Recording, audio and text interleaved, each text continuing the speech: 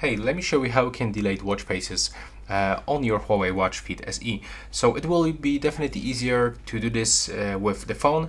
So I can also recommend you to do this on your phone. So all you have to do is to open the Health application, the HUAWEI Health application, click on Devices and select your HUAWEI Watch Fit.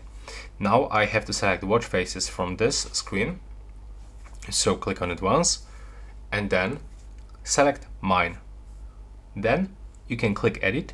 And now if you want to remove any of the watch faces, all you have to do is just to click like this on this X in the right upper corner of each watch face and click to confirm. And as you can see, this one is activate, but if I click on the X and turn it off, I mean remove it, it will actually disappear. And that's how you can do this. Also, you can do this on your watch, but it's definitely harder to navigate with this small screen. After this, you can just go back, and that's basically it. Right now, please subscribe to my channel and see you in the next one.